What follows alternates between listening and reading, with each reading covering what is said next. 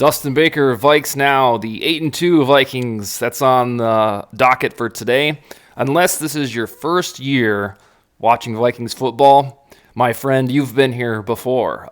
We come from a long line of people with stunning losses, and that's precisely what occurred in Week 11 at their own house against the Dallas Cowboys. The Vikings lost 40-3, the sixth worst ass beating in team history, and the second worst home loss in the whole shebang. The franchise started in 1961. They got their teeth kicked in at home in 1963, and this was the second worst documented home loss. So it ain't good. But yeah, unless you started following the Vikings in week 1 this year, you felt this feeling before. Like where did that shit come from? Why did that happen? Now what? So you're back in familiar territory. It's not fun, but you're gonna watch this show for about 12 to 15 minutes, and I think you'll find it as a beacon of level-headedness, quasi-optimism, because after all, the team is 8-2, and I can promise you, in this league, that does not happen on accident or out of sheer luck. So I'm going to go through 6-7 things, broad takeaways from the Vikings beatdown at the hands of the Dallas Cowboys. And the first one is kind of what I just said, but in a different frame, is that this was the old Vikings that showed up. And what do I mean by old Vikings? The ones that make you scratch your head thinking, really? We saw it in week 2 a little bit against the Eagles, although that was if you could believe it, a more complete game than this Dallas fiasco. But I think I said last week on the show or the week before that we haven't really, with O'Connell, since that Eagles game, had any of the old stereotypes or tropes show up. For example, going on the road to beat Buffalo, going against the Super Bowl frontrunner on the road, usually in Vikings lore would equal a loss. Nope, they found a way to heroically win that thing. Or even just the mundane road games at Miami or at Washington, even though those aren't humongous attaboys for beating those teams with the condition that they were in with Skylar Thompson, Taylor Heineke. Those would usually be games where a team on a hot winning streak that wears purple clothes would find a way to bungle. But no, these gentlemen felt different. However, the thrashing 40-3 was, bring the boys on home. This is what we're used to. So unfortunately, the O'Connell voodoo, the good kind, that had kind of put a temporary pause button on the snake-bitten nature of the Vikings, it showed back up. Now, I'm on record, I don't know if I ever said on this show, but I tell my wife and friends all the time, I would much rather get beat like this, you deserve it convincingly, than have Greg Joseph miss some 30-yard field goal in Arizona when you were supposed to win. I can swallow an ass-kicking a lot more than some crazy mind-bending gaffe at the end of a game, and we've seen those too. So this is it. This is the price you pay for being a fan of the Vikings. I'm sure the Cubs said this for 80 years before they got off the schneid and won a World Series. But these are the lumps. Inexplicably mind-numbing, and not even mind-bending, mind-numbing circumstances, losses, moments, and this one just happened to last.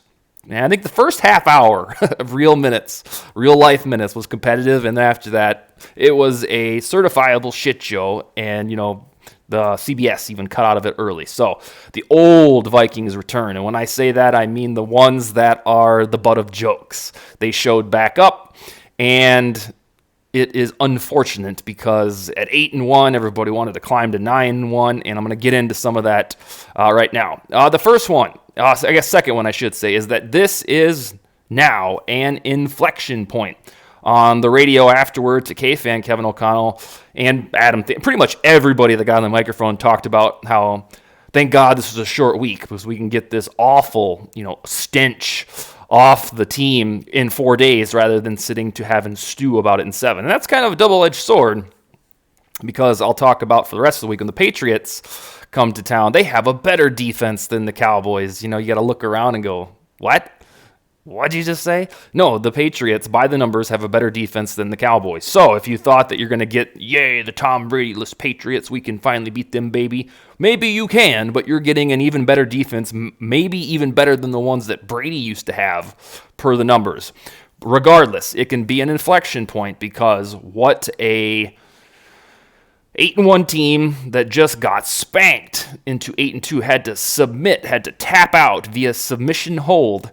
Would usually do is get right, hell or high water, find a way to win at home, and then, the sins of the Cowboys game are totally vanquished. Now, because it was such a drubbing, you have to wonder, is this more indicative of who they really are? At home getting beat this bad? It would be horrible if they were at AT&T Stadium and got beat 40-3, but it's even more unforgivable that it was at the Glass Palace where it's usually a pretty staunch home field advantage.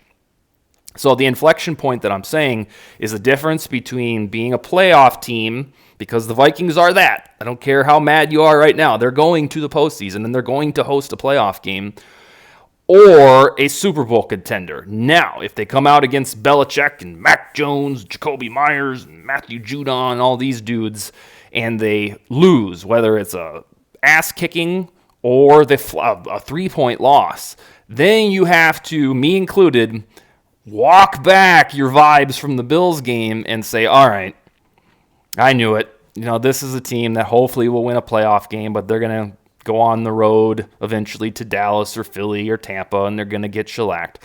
Because you could probably tell from my verbiage in the first month of the season, that's what I thought the Vikings were, a team that was probably good enough like 2019 to win a playoff game, and then when they got to the major leagues and played the Eagles, who have tremendous trenches, they're going to lose again.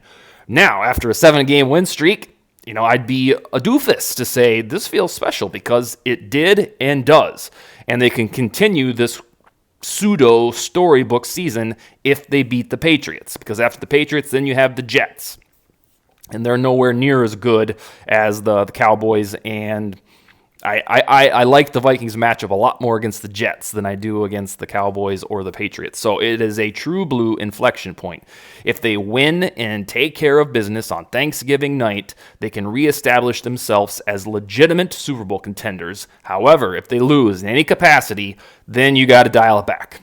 And I'm very sorry to say you'll have to dial it back and say, all right, we really did have a heroic 7-game win streak where everything went right. But if you lose to the Patriots, you're back to just being a divisional round sniffer that will probably win their first game at home and then get beat by the Eagles, Cowboys, or you pick the poison. Next one is, unfortunately, for a statistical brain like mine, a couple of streaks ended. The Vikings had scored a touchdown in 96 consecutive games, dating back to another turd against the Indianapolis Colts in 2016. That game reminded me a lot of this one, where it certainly ended their playoff hopes in that whimsical 2016 season. But I think they lost 35-6. Maybe 34-6 against the Colts, ended their season. They didn't score a touchdown, and until yesterday, it was the grossest emotional loss that I had experienced in that building going to all these home games.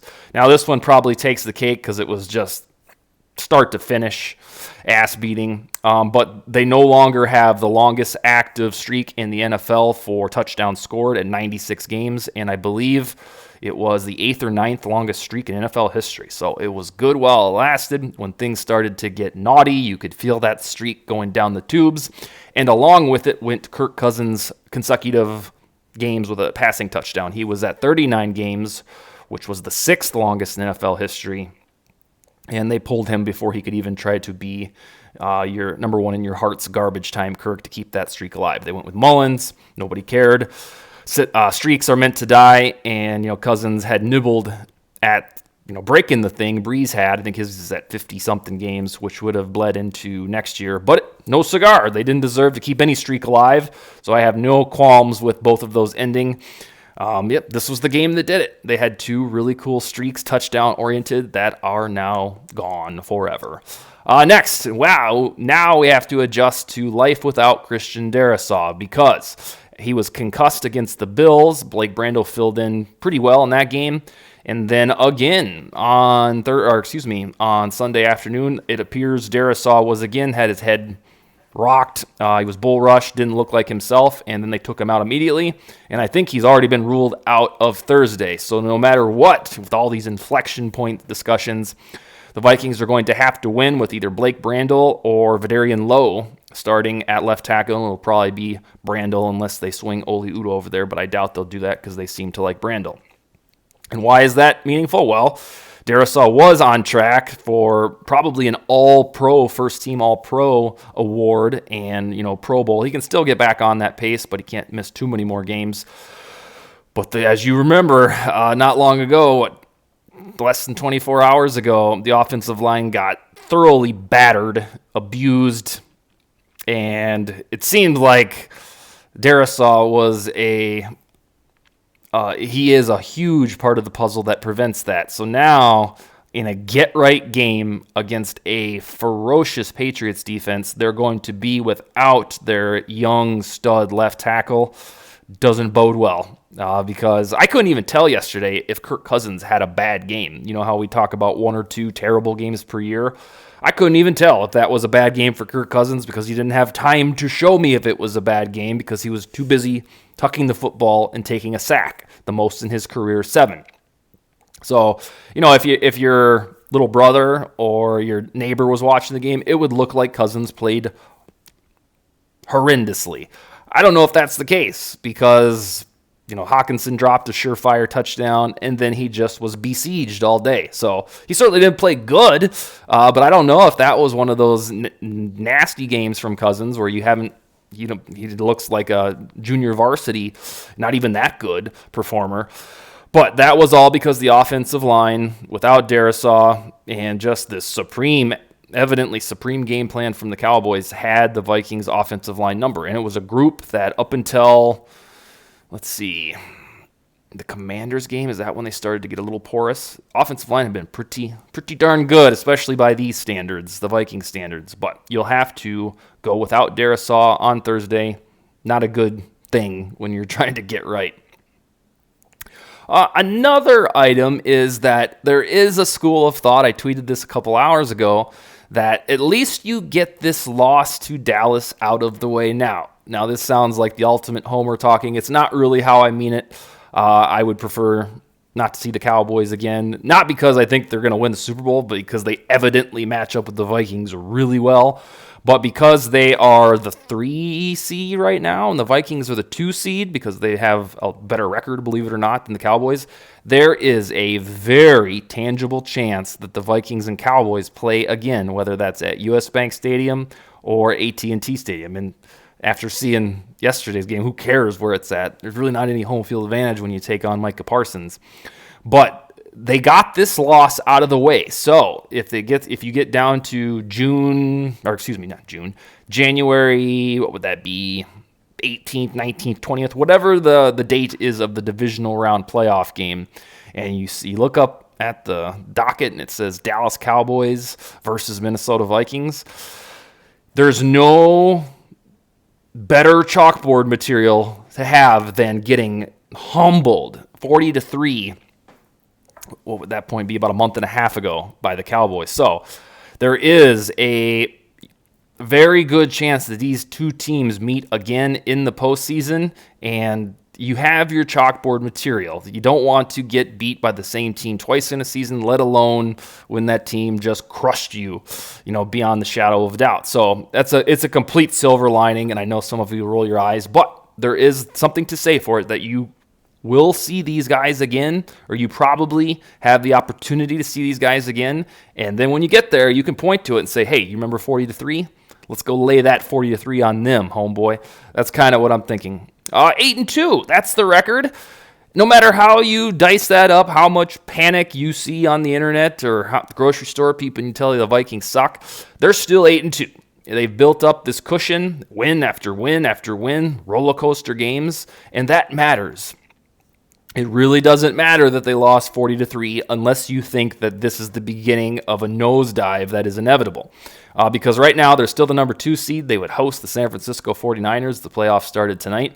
But 8-2 is 8-2. If they have short memories, if this O'Connell character is the real deal that can tell them forget about that or use it as a point to galvanize, then you can just get right back on track and start taking care of business and start your own little, what are we at? What would it be, 6-7 game win streak to end the season? Because that's what they did last time they got embarrassed against the Eagles, is they went and won 7 straight.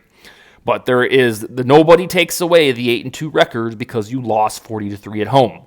How's that one for a silver lining? The record, it's the Parcellsian. Your record is what you say you are. And usually that phrase, you are what your record says you are, it's used to weaponize poor performance. So we were doing a show last year, and I'm on here going 6-7. Well, the Vikings could have easily been 10-3 if the ball bounced a couple different ways. Usually that's when you use the Parcells quote and say your record is what you says you are, or whatever it is. But 8-2 is 8-2, and if you believe the Parcells quote, even in times of peril and times of like now opportunism, it rings true. There's a reason that the team has 8 wins in 10 games. All right, finally, this I'll leave you with before I don't even know if I want to go into the surprises about the game tomorrow, because there's only one fat-ass surprise, and it was that the team sucked. But I'll see. It's a condensed week. Maybe I'll get a guest on for tomorrow. My final point is the drum that I banged in the last 2 weeks that said home field advantage is now very, very realistic, especially when the Eagles lost to the Commanders. It takes a big backseat. The Cowboys and Eagles have tiebreakers head-to-head over the Vikings. And when I started talking about that home field, it was under the pretense that, all right, these Vikings are for real. They just beat Buffalo. Eagles almost lost to the Colts. There was a very real sentiment that the Eagles could be exposed as quasi-fraudulent to the tune of maybe finishing 13-4, and then these Vikings would finish 14-3. Bada bing, you've got home field advantage throughout playoffs.